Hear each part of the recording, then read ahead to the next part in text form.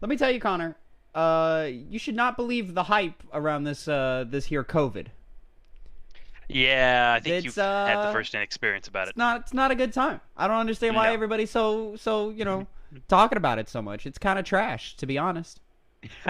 Yeah, you wouldn't have it again if you had the choice. No, I would not. Not the best time. Let me tell you what. Yeah, so much so I think I should take some precautions to make sure I don't get it as well. Anyways, Good, yeah. it's good you're back though. You're not I dead. am back. I mean, at least in order to record, we are recording remotely this week. Just a little precaution. Yeah. Next week we'll be back in the same room, but I do like filming the podcast, but not that much to risk that. Not really worth it, I would say. I think I'm fine. It's supposed to be like I looked it up. It was like 10 days after your symptoms start showing. As long as like your symptoms improve. Yeah, it's totally just a precaution, like you said before. Yeah, so we're past the 10 days. So ideally, I am no longer contagious. But doesn't hurt to be a little safe. A little bit on the safe side. So, anyways, Connor, let's go ahead and drop some sense on him. I just realized I don't have... Oh, there it is. Okay, so let's go ahead and drop some sense on him. What's poppin', players? Welcome back to the Two Penny Gamescast. I am your host, Tavin, here with my good friend and co-host, Connor Elliott. Say hello to the people, Connor. Howdy. It's nice to not have Phil saying it. It's back to you saying it. Feels weird otherwise. Things are back to normal. And let me tell you, ladies and gentlemen, last week I was sick with the COVIDs. I caught it, unfortunately. So Phil stepped in last week for episode 48 and filled in for me. Filled in. You see what I did? Anyways, Yeah, so thank you very much, Phil, for doing that. Thank you, Connor, for doing that with him and helping him out and doing all the heavy lifting on the back end side of things. Appreciate that. I had to edit so much. I know, so much editing that you had to do. Anyways, but I'm back. I still got a little bit of a cough, but mostly I'm fine. Yeah, just scratchy throat. You're just a fine. little scratchy throat, so you'll hear me clear my throat every once in a while. I might throw out a cough every so often, but. And you could still smell and taste from what you last never told lost me. never lost any Never senses. lost it. Just There you go, just got real sick. Outside of dying, that's the worst part. Yeah. So you're good. Just got real sick. Well, the no breathing thing, I hear that's pretty tough. Never had any of that issue. So I didn't even know that was the thing. Oh yeah, dude. That's why people are dying, because they can't breathe. Respiratory illnesses. Yeah. I guess that would do that. Yeah, no. For me, it just felt like a bad case of the flu. And, it knocked me out there was like 2 days where I was like, I hate life. And then everything else was just kind of like, I don't feel great, but, it's not that bad. Dying, but those you don't feel that those 2 days were bad. We're I past think them now. Phil called me and he was like, "Oh, you do not sound good." And I was like, "No, I do not, my friend. I'm in a bad way." Yeah, I only texted you. I actually never heard what you sounded like. Kind of missed out. It was not great. Anyways, Connor, this is the Two Penny Gamescast. We come to them once every week, Monday, 8 a.m. Central, youtube.com/Two Penny Gamescast, or podcast service of your choice. Spotify, SoundCloud, Google Podcast, Apple Podcast. I'm out of practice, man. I had to think. I had to reach to figure out where the hell we go. Anyways, if you're there, please give us a like, give us a rating, 5 stars, all that. It really does help. We appreciate it. But if you don't know, this show, me and Connor come to you every week with 2 topics, 2 pennies, if you will, surrounding video game industry news, and we give you our 2 cents on them. This week, Connor, I'm a little excited, Connor. Got some news that you're fond of. Some news that I'm fond of. So this is actually your first penny, because you just happened to drop it in the chat first. So we were like, all right, fuck it, that works. EA reportedly is looking to revive some old projects for them. So we're pulling a article from Eurogamer by Tom Phillips. Report of EA Motive revival project sets tongues wagging. Star Wars Squadron developer EA Motive is working on the revival of an established fan-favorite IP. That's according to a comment made by GamesBeat's ever-chatty Jeff Grubb, which was picked up by VGC, and which tallies with information we've also heard. According to Grubb, EA plans to announce the project at its upcoming EA Play event in just a few weeks' time, so act surprised. What could it be? Well, a tease from Grub makes it pretty obvious. Quote, "We're going to see it if we're not dead first." End quote. EA's Dead Space franchise has been mothballed since 2013, when Dead Space 3 launched to a lukewarm reception. Its addition of co-op, which completely changed the way the creepy sci-fi survival horror series played, was blamed on EA by fans at the time. Early ideas for a Dead Space 4 were subsequently shelved, and the series put on indefinite hiatus. The first two Dead Space games remained beloved, though developer Visceral Games sadly shut down in 2017. The studio's final project was Amy Hennig's single-player Star Wars game codenamed Ragtag, which also ended up canned. In the years since, EA has seemingly come around to the idea of big-budget single-player games again. Star Wars Jedi Fallen Order did numbers, while this year's long-awaited Mass Effect Legendary Edition has been warmly received. EA Play 2021 is due to take place on Thursday, the 22nd of July. Connor, Dead Space, possibly. That was the first one I saw. Obviously, a lot of people jumped to before I even actually read the article because it was the thumbnail. So I thought it was Dead Space news, but it's not technically Dead Space news, but it could be because out of all the games, I can't think of any other games that I would want more at this time because I can't think of any other game that they, would want to revive. In EA's catalog, I mean, yeah, we've already got the announcement of Skate 4. Mass Effect and Dragon Age are on the horizon. I'm with you. There's not many other IP that I can think of off the top of my tongue, or off the top of my head, rather, that I would rather see come back. Now, you just recently played through Dead Space 1 and 2 on PC. Yes, I finished 1, and I'm almost at the end of 2. Some other video games sidetracked me, specifically Mass Effect. As it do. Playing those games, this would be really welcome for them to make another game, because those two games still today are solid games that anybody could just pick up and play. I agree. I just don't know in what form do we see Dead Space return in. Is this a sequel? Do we want that? Is it a remake? Do we want that? I don't think we would want a remake. If anything, it would have to be a sequel, which would be kind of hard to do, considering what happened in 3, or do it in the same universe with a new main character, start fresh, which would be my first guess. Wouldn't be opposed to that. No, I wouldn't be opposed either. I mean, it's obviously a lot of stuff happens in that universe beyond just the main character of Isaac Clarke, which I would like to see come back, because he was actually a very likable survival horror character, just because he didn't, act pathetic. He actually could hold his own and do things. Well, I'll say there's something to be said about, at least in this industry, where because video games take so much time and effort and money, when you start getting long in the tooth with some of these franchises, it's better to just drop the number. So, I mean, I'm with you. I would probably rather just a new character, new story, just completely unrelated to Isaac. But at the same time, how do you do that? I don't know. But, as long as it's a really solid third-person survival horror game, I think anybody would really, really, I think that would speak to a lot of people. Dead Space 2 took more of an action route. And it plays better than the first one, but I really think with this renaissance we've had with Resident Evil over the last couple of years, even though Resident Evil 8 is more of a action game than 7 and the 2 remake were,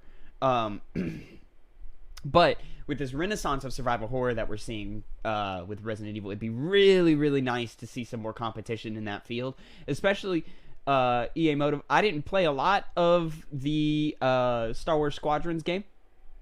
Played a couple of hours, and I was like, you know what? It's solid, but it's just not for me, because I just don't, the flight simulator shit. I'm like, I'm cool. Yeah, Star Wars was not enough to keep you hooked for that one. No, not enough for that one. But it's quality game, so I'm more than interested in seeing what they do with that.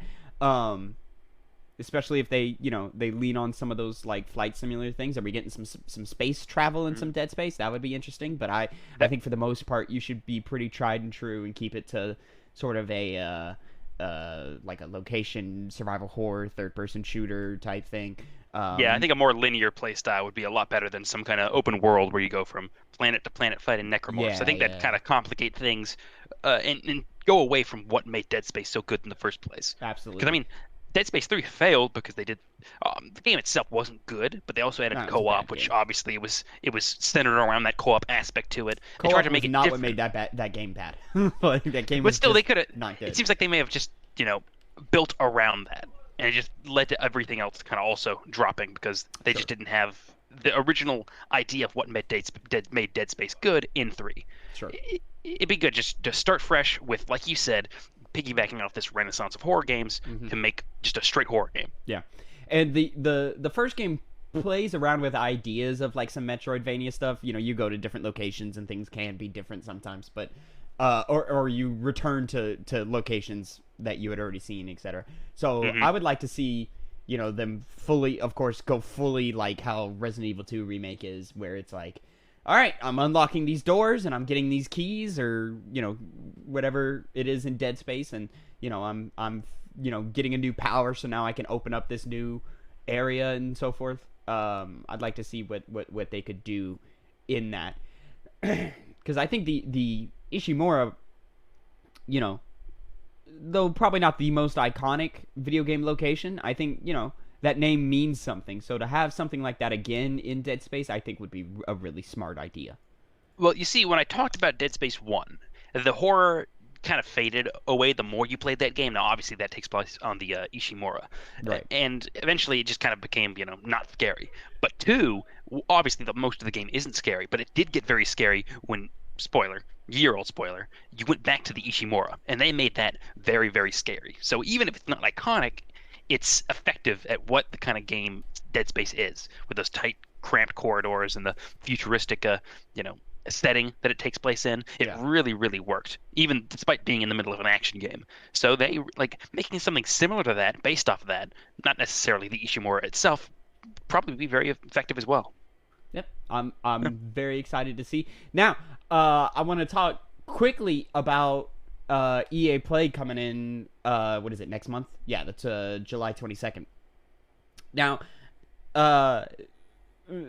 I'm putting all of this with the asterisks of it's EA, so don't expect too much. But this potentially, this is the first EA Play they made after they made that statement of, hey, we're just going to kind of let our developers do whatever they want. That we covered on the show a little while back. Now, this is really the time to where we start seeing if that was just kind of all talk, or if they're actually,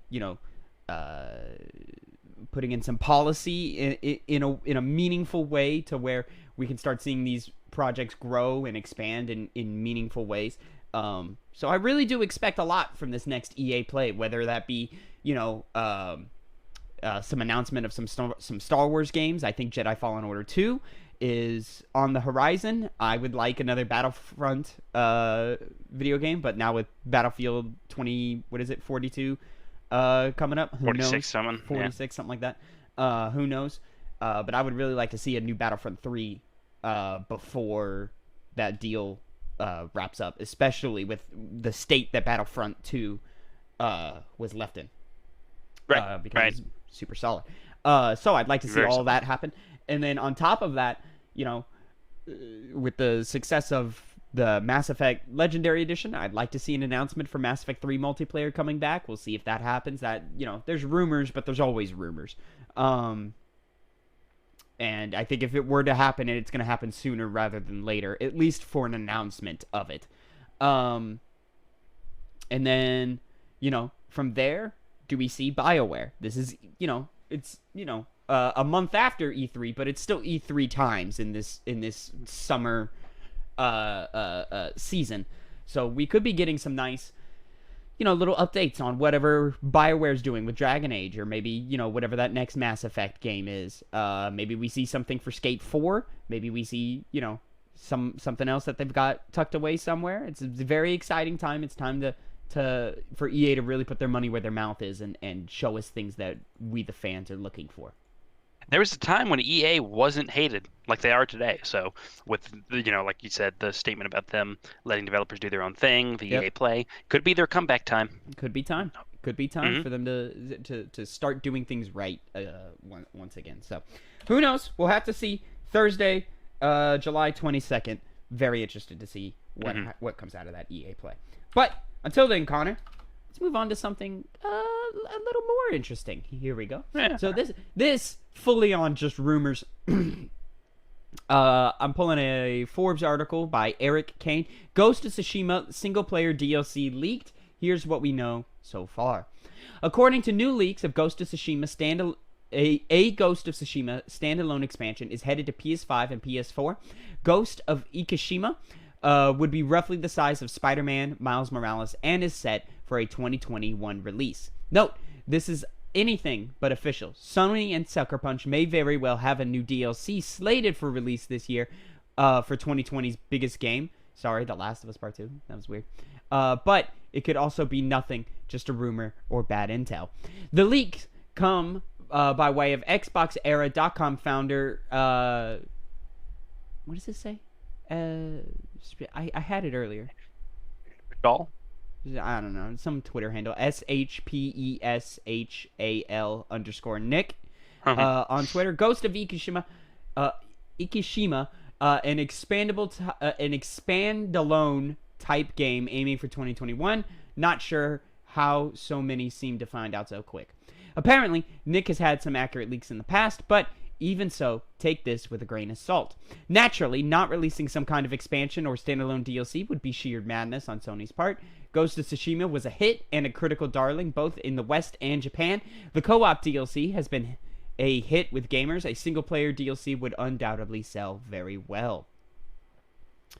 And it's possible the whole thing is little more than wishful thinking. We could find out more during the much-rumored upcoming PlayStation experience. I've heard dates of June 28th and June 8th. Well, probably July. Though nothing has been confirmed. For now, salt grain skepticism, perhaps even a touch of cautious optimism, nothing more. A big Sony event seems likely enough. Of course, given that the company was nowhere to be found at E3, it would be a sensible play to show off some games after that show's dust has settled and have the stage all to themselves and perhaps debut, blah, blah. All right, so now we're talking about some PSVR 2. Connor, chances of a Ghost of Tsushima standalone, how are we feeling? Well, it's probably going to be a while before the second one comes out, so this would make sense for them to add some more content on top of the multiplayer content they released last year. Great content, by the way. It's nice if it turns out to be true. I mean, I'm going to be honest, the source is a little bit, I don't know where they got it from. They just said it in a tweet. So it's kind of iffy on whether this is actually going to happen or not. But, I mean, it's DLC for a good game, so there's no reason to not be opposed to it. There's no reason to be opposed to it. Absolutely. So I would.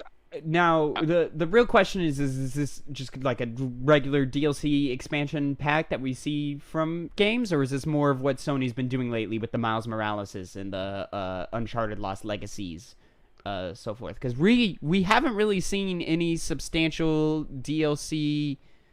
Well, I guess Spider-Man, but I was gonna say since Horizon Zero Dawn, which. When is that? So the Horizon DLC happened at the end of the year. That game launched in 2017. So that was in 2017, and then what Spider-Man did in 2018, bleeding into 2019 with their DLCs. But then we still got Miles Morales, a standalone game, obviously just using a lot of asset rework from the original Spider-Man game, and then Uncharted Lost Legacy, and so on and so forth. And then what are we expecting from Last of Us 2? Probably something similar to what we got with Left Behind. But I don't know. Would we want that from Ghost of Tsushima, a standalone thing, a nice little island pack, $50, $40, $50, how depending on whatever console you get it on. The other thing to consider is in terms of the story of Ghost of Tsushima, is it going to involve Jin? Yeah, Jin. Is it going to involve him? Is it going to be some other character? Is it going to tie in the next two games? Those kind of questions would matter to me on how much I would actually care. Right. Because if it's just some random character just on a different island, I wouldn't be that interested in it, because I think to myself, outside of the good gameplay, why would I have to be invested in this DLC that just came out of nowhere, basically? Yeah, I would think. I would think it would be Jin's perspective, unless we're pulling from one of his little side characters or little helper persons, like the what's her name? The I can't remember. The older lady. You know who I'm talking about? Yeah. Started with an M. Anyways, I think her last name was Adachi, I want to say. I couldn't tell you. Yeah. Because I don't know Platinum since Ghost, and I put it down and I haven't thought about it since.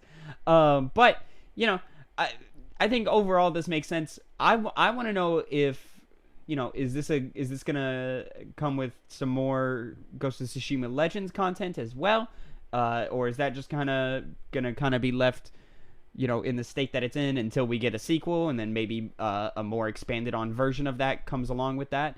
Who knows? We'll see. And then in terms of like a PlayStation experience or another state of play, I imagine one is coming. Probably sooner rather than later, because like with EA Play, this is it's announcement season. It's time to talk about what you've got on the pipeline, and then of course we need information like where is Horizon landing, where is God of War Ragnarok landing, what does God of War Ragnarok actually look like, et cetera, et cetera. What are all these things that are on the horizon? And I don't know, we'll find out. What do you think of all of this like smaller side titles, the Miles Morales, this Ghost of Ikishima, if it's to be true, and then what God of War Ragnarok is pitching to be? How do you feel about these smaller titles that they can get out a little faster, though may not be as replayable? Not replayable, but more of like they're not as like innovative, we'll say. Oh, I see. I'm not too big of. I don't have too big of an issue with it. Now, I haven't played the Miles Morales DLC, but if it's stuff that's similar to that kind of content, I don't really see a problem with it. Okay, cool. Yeah. There's not much I can really say because I haven't still haven't finished Ghost of Tsushima 2. Yeah, you need to go finish. Well. You get like 2 hours of that game left, Connor. I know.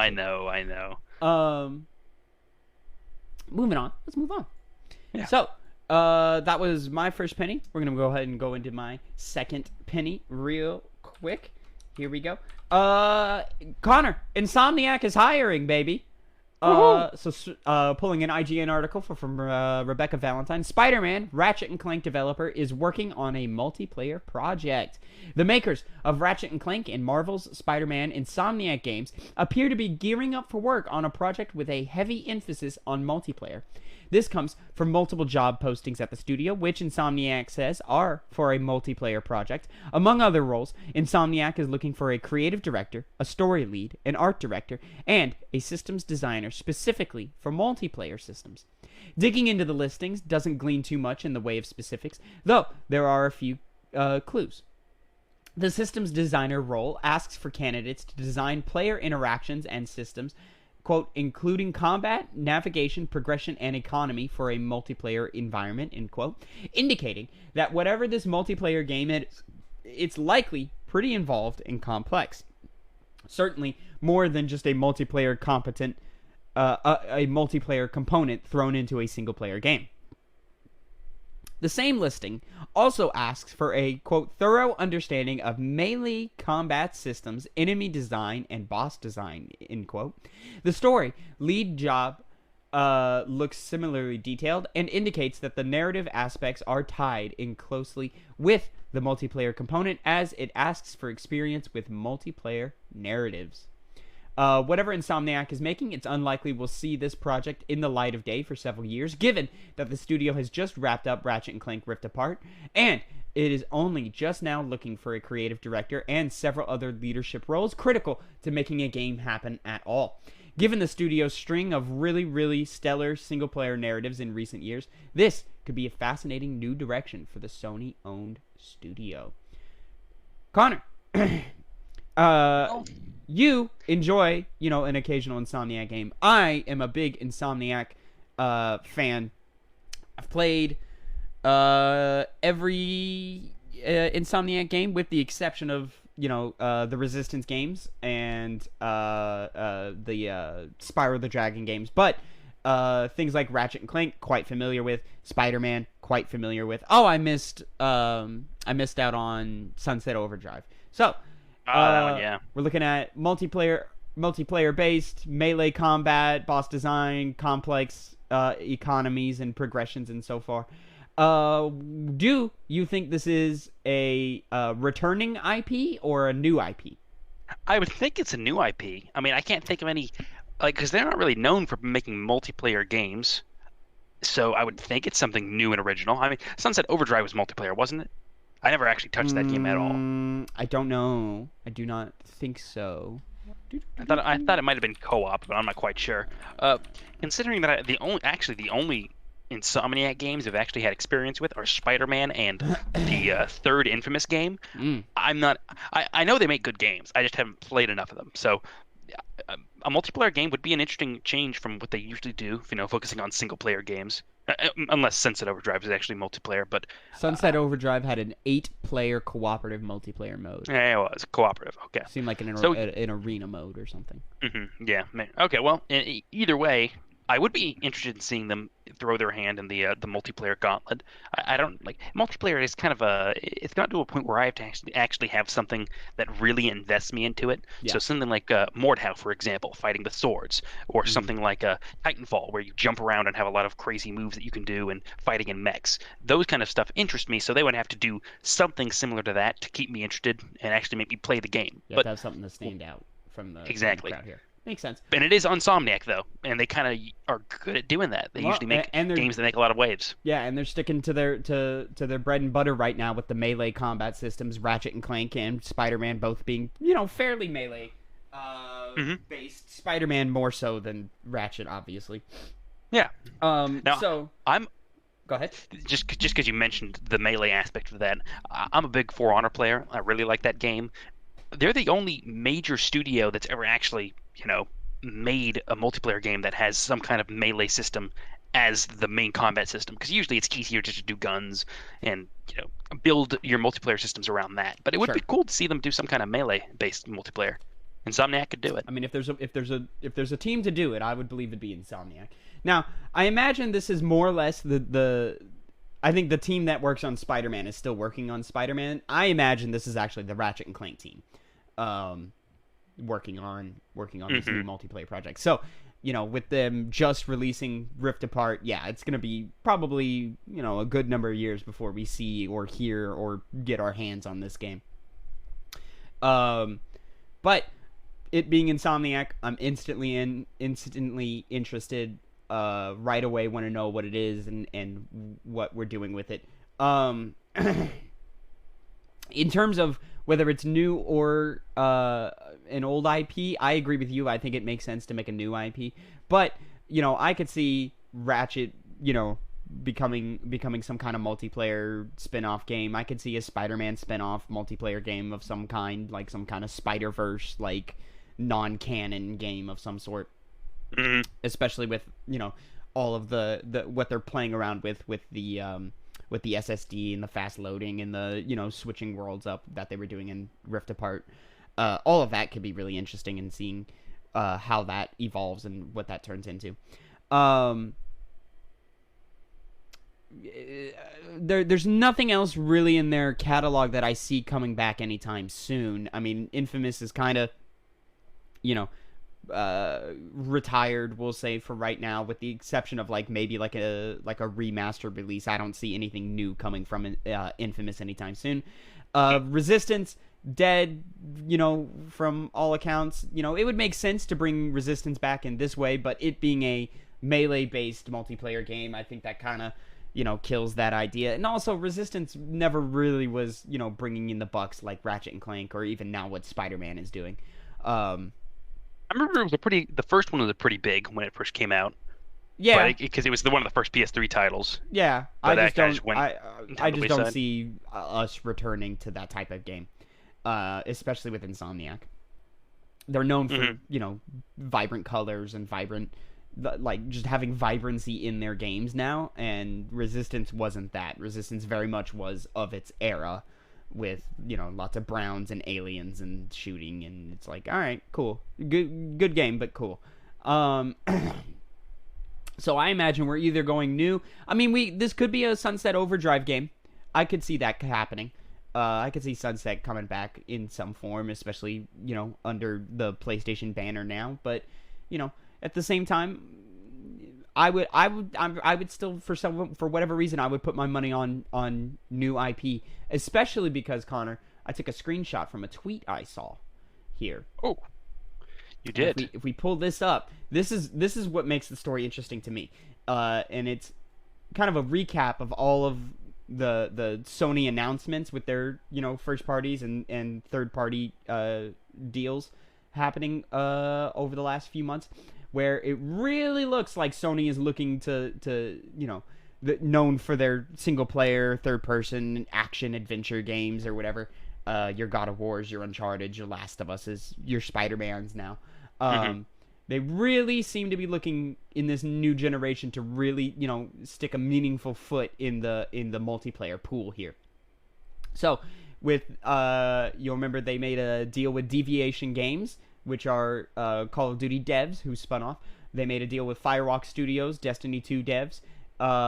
Haven Studios is making a multiplayer game. That's that chick from Google. I forget her name right now. We've got Last of Us 2 Factions, on the horizon whenever that comes out. Which we've been interested in that. We really wanted to see that. Gran Turismo 7, of course, having multiplayer. Guerrilla has had a rumored multiplayer game for years now. Insomniac now stepping in, and then their PlayStation's acquisition of Evo. It really does look like they're really, really, really, making meaningful strides in the multiplayer field, which has always been a blind spot for PlayStation Studios. It has been. I mean, they always have Last of Us and God of War. Excuse me. And the Final Fantasy VII title, or Final Fantasy titles in general. Obviously, they're more single-player based, so branching out, especially when you have so many studios going over to Xbox, it's probably a good way to maybe get your hands in all these different types of games, as opposed to just the same ones.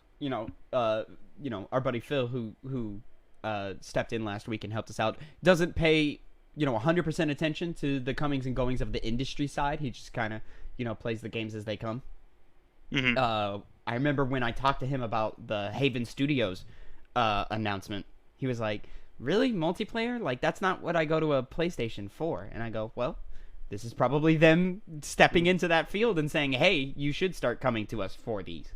So very interesting to see how deep they seem to be going in. But until then, Connor, let's wrap this up with your final penny here. Yeah. Kind of a smaller thing here. I feel like I always bring a Final Fantasy story every single week. I didn't even see or hear of this, so when you brought it to my attention, I was like, all right, whatever.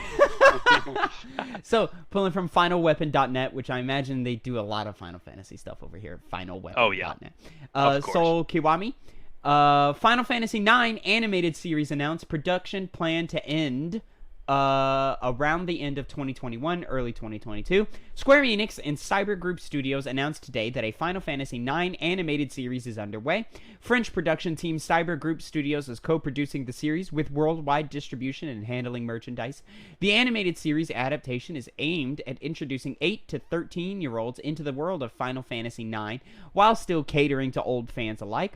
According to Cyber Group Studios CEO Pierre Sisman, production for the upcoming series ends around the end of 2021 to early 2022. Fans can expect the Final Fantasy IX animated series to arrive next year. Connor, now, why 9? Okay, so 9, to clear this up, is a fan favorite as far as Final Fantasy goes. It's considered one of the best Final Fantasy games. So, they're doing stuff with Final Fantasy VII, and people have a love for this entry, so I guess that's what led to their decision to want to make a show. I would think they would have done something like 6, because that's, I haven't played 9, but 6 is a very grand adventure with a big cast, so it seems like they'd be able to do a lot with that, but I guess they, for whatever reason, thought that 9 might bring in bigger bucks, or might be easier to do. I'm not entirely sure about how they came to this conclusion. I imagine this was somebody's, passion project or something, and they finally got, some budget to either adapt it or to continue that story or some way or some forth. Now, I've never played Final Fantasy IX, so I have no tied to this. But it being, for 8 to 13-year-olds, so this is going to be a kid's show. I don't imagine this is going to make too many crazy waves or do anything, super special. No, it's really not. I do find it kind of weird that it seems like, mainly with Japanese developers, they're making, movies and television shows to tie into their stuff, like the Resident Evil stuff that's, we know is eventually coming. The show, the movie. Yeah. Yeah, it seems like that's just... It's kind of a direction a lot of these studios are trying to use to advertise the titles that they have and bring in more money. It's kind of a weird, I think after the weird trend I've seen recently. The success of Castlevania and The Witcher, I think there's something to be said about, and the Last of Us HBO on the horizon, already making waves just with press announcements and casting announcements. I think there's something to be said of video games moving away from moving away from movies and trying to really let their stories breathe and be told in a TV format, especially because groups like Netflix and Amazon Studios, they're just kind of greenlighting whatever comes their way and throwing money around just to say that they have this or are doing this, et cetera, like we're seeing with the Netflix Resident Evil stuff. So we'll see, but cool for those who care. As far as animated shows, I'm still looking forward to things like Devil May Cry or more Castlevania stuff, but it could be a fun little show to watch if it actually looks good. Yeah, we'll find out. I mean, Star Wars Clone Wars, that's meant for kids, but let me tell you what, you can get a lot of joy out of that. Everybody should go watch Clone Wars. Go watch Clone Wars. You don't need to watch the other ones. The other ones, they're fine. They're whatever. Nah.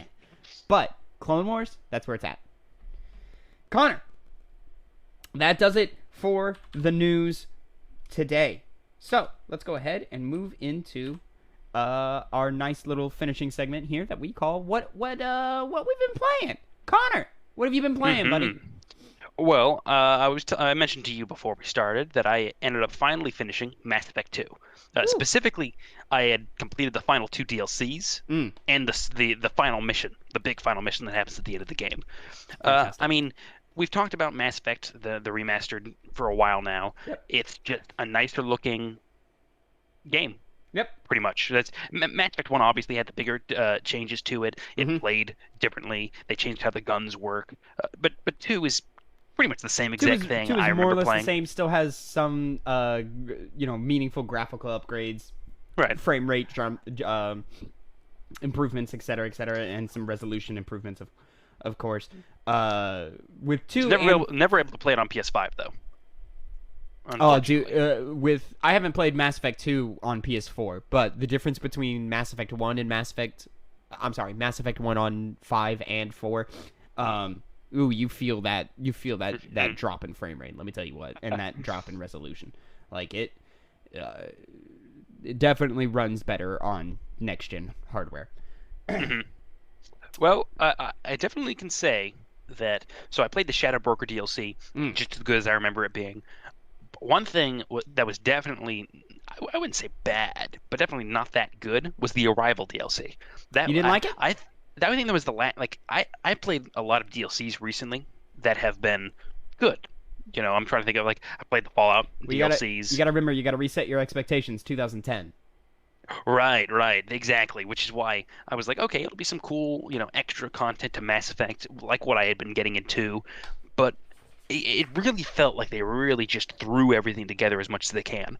A lot of the enemies were just ones we had already seen before, thrown at you in waves. Then they were never, Sure. interestingly placed. Sure. So they just kind of threw them at you. Especially one room where they really just gave you the objective to survive. Shoot it, kill everybody and survive for until you kill them all, pretty much. Yeah. And that was the most interesting thing that entire DLC did, which wasn't all that interesting. Not to mention, sorry, go on. No, go ahead. Oh, I was going to move into also, some big decision making happens in the DLC, and I thought it would give me some kind of agency over that, because when they established it, it's fake agency. Yeah, it's so fake agency. I thought they would at least give me one choice over the other, because it was pretty clear cut what the decision would have been. but they didn't even give me that. And I was like, oh, well, I just, like, which is fine, but it's a Mass Effect game, which you expect to have some kind of decision-making over what happens. Right. Well, I mean, there's no real choices in Shadow Broker. There's not, but that at least has, like, greater implications as well. You know, I actually feel going into the further games that actually can affect how certain characters are. Sure. I won't go into that right now, but... Arrival is mostly just set up for 3. Yeah, Which, if you don't play Arrival, then, like, where... Like, the motivations for where Shepard starts their journey in 3 is a bit of a reach. But, you know, with the implications of what happens in the Arrival DLC, yeah, it definitely... It makes sense. It helps a lot. What'd you think of the Overlord DLC? The Overlord DLC was actually... I actually completely forgot about that one. It was kind of, once again, uninteresting to me. Okay. I won't lie. Until the end. The end kind of had a big twist that actually kind of shocked me, because it was a lot darker than anything Mass Effect had done up until that point. Because, you know, Mass Effect does, you know, massive amounts of people dying and catastrophic events. How shit is that Hammerhead, though? It's not that bad. Nah, it's a piece of shit. It got boring. You hate that, but you don't hate the Mako. The Mako is fine. The Mako at least can take a hit. The Hammerhead is a fucking papier-mâché piece of garbage. It's papier-mâché, but you could cheese things like nobody's business. You just jump and do the rocket launchers. It's not fun. It's not fun, but it's not bad. I'll take old Mako that controlled way shittier any day of the week. Oh, I wouldn't do that. I at least like jumping really large heights. I hate there are like the Firewalker missions, which are all based around the Hammerhead. I don't even do those. I hate that. I hate the Hammerhead so much. Were bad. Those were very bad. On top of those are bad missions. Yeah, but because it's Hammerhead focused, fuck that. No, not a chance. Yeah. Besides the ending of that, though, it was kind of boring to me. I sat up in my seat whenever I got to the end. I was like, this is different than what we're used to in Mass Effect. Yep. You know, I would, because of that, I would rank it better than Arrival. But Arrival really was just thrown together. To the point where I was just like, why? The other thing that I noticed, by the way, is when Joker came on screen, he didn't talk at all. Even in situations where, like, after just playing the entire game of Mass Effect 2, he would have said some snarky thing. And I'm like, oh, they didn't get the voice actor back for this DLC.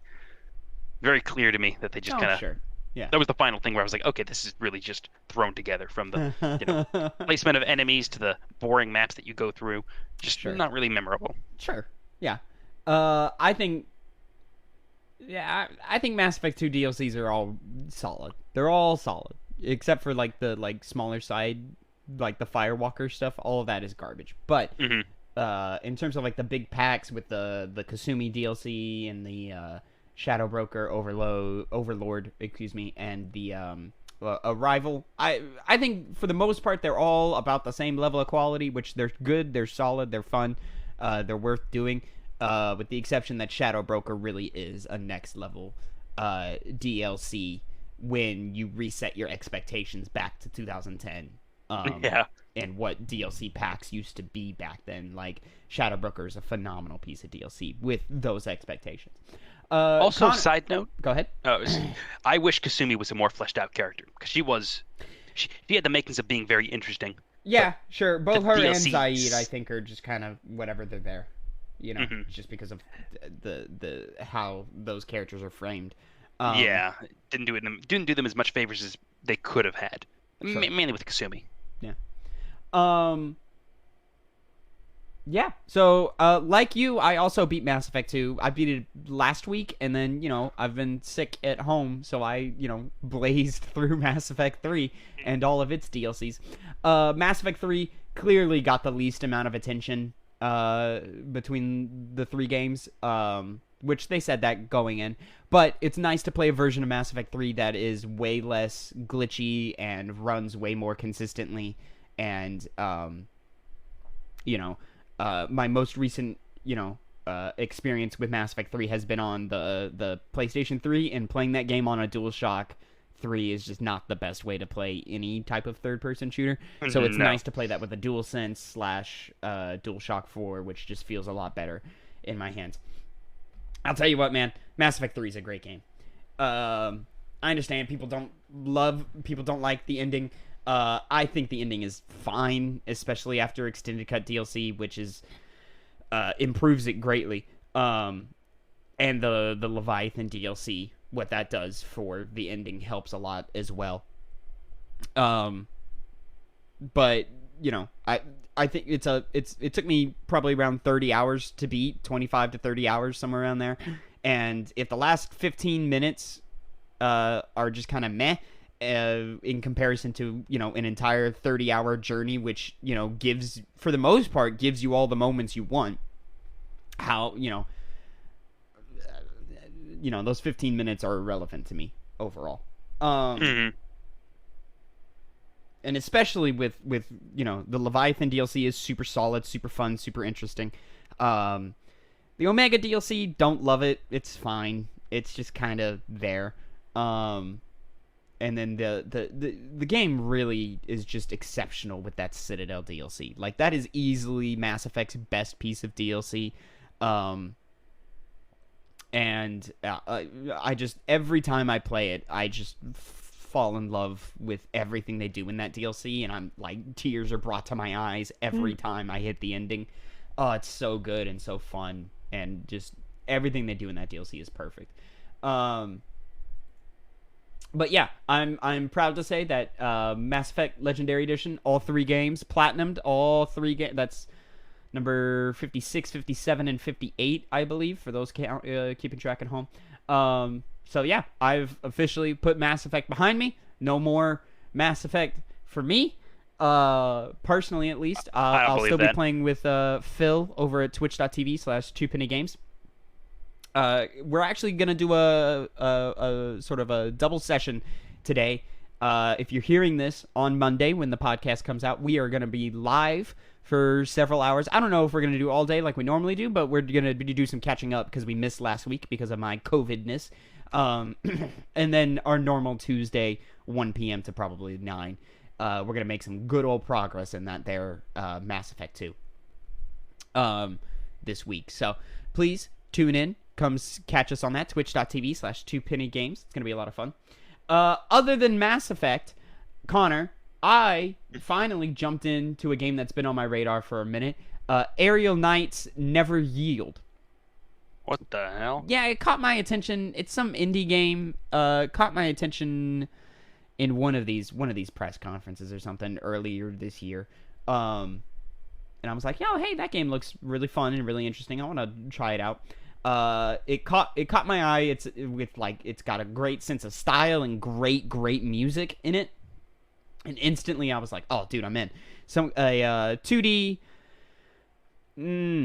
I thought it was a platformer, but it's more of like a. It's not an endless runner, but it's a runner. Like, does that make sense? Yeah, I'm just opening up some gameplay right now. Yeah, so I was actually a little disappointed with it. The things that stand out are still its style and still its music, but its gameplay is rather rudimentary. Where you've got you basically all controls are like assigned. I played on a controller on PC, but you can play with WASD. It's all the same. All movement is assigned to the 4 directional buttons on your D-pad. So like up is a high jump, left is a vault to vault over medium-sized obstacles.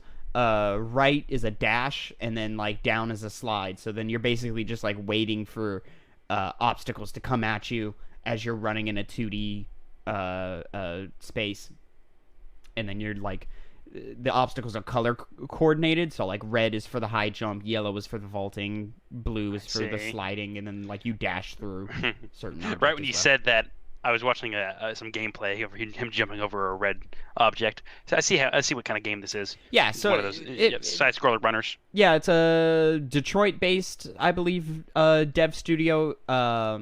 It's a African American studio. It's a black studio, so I wanted to support that business as well. But yeah, and I'll say the style and the music of the game are phenomenal. Like, it looks really cool. The character you play as, the way he moves and his animations are real dope. And then the music really is fantastic. It's got great beats and great like jazz and hip hop influences. It's badass. So I can speak to that. I really enjoyed it, but it shockingly simple in its design, and I was just kind of like, nah, I'm cool.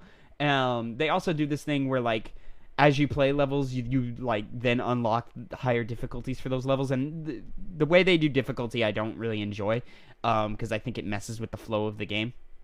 Whereas when you first start out, when you come up against an obstacle, it throws some slow-mo and the color coordination at you.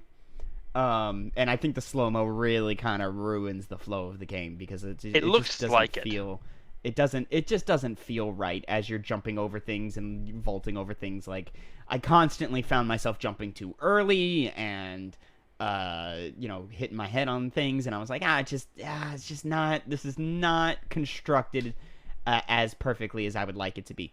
So, I'll say not bad, just not, enough to keep my attention more than a couple of minutes. Right. It does seem like a game that I wouldn't be interested in. As a player. No. But we're worth taking note of. It's like a thing where it's like, oh, I'll wait and see what this studio's next project is. Because ideally they'll get some better funding next time around for their games based off of this one. So, because it got some attention. God, I wish I could remember what like presentation or what press conference I first saw it at. It was early in the year before E3, and I just can't remember. It's slipped my mind. But anyways, Aerial Knights Never Yield. First off, terrible title.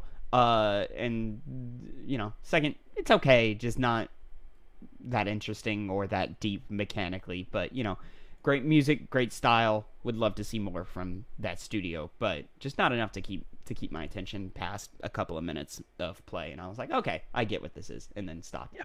So not all games are going to be this big fun thing. Exactly. No, not at all. When you're attracted to it. Yeah. So now I'm just kind of dipping back into Ratchet and Clank, working to polish that platinum off, clear it off of my thing. I'm, I've got a few more days before I return to work, so I'm looking to just really clear out as much as I can before I have to do that. So, anyways, Connor, anything else worth mentioning that you've been playing this week?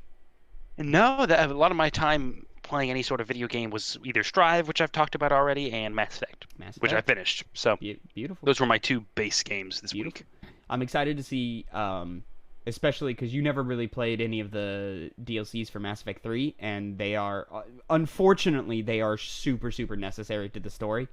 So now in the Legendary Edition, I'm excited to see how you react to those and how you feel about the game at the end of all of this. Because I know the ending kind of bums you out or whatever. You're not a big fan of that, but from a different perspective, I'll let you know how much that changes. Yeah. But anyways, that is going to be it for your Two Penny Gamescast episode 49. Remember, you can catch us every Monday, 8 a.m. Central Time, youtube.com/2pennygamescast, or podcast services of your choice, SoundCloud, Spotify, Google Podcast, Apple Podcast. We're out here. Please give us a like, give us a subscribe, follow, rating, all of that stuff. It really does help. We appreciate it a lot.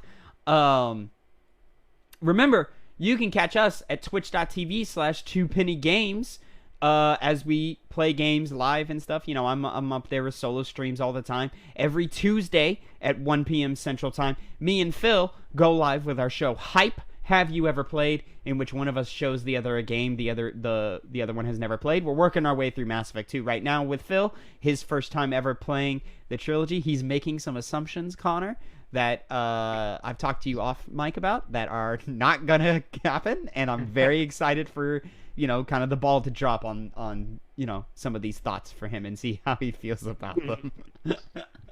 Anyways, until next week, thank you so much for listening. Have a great rest of your week. And Connor, say goodbye to the people. See you guys.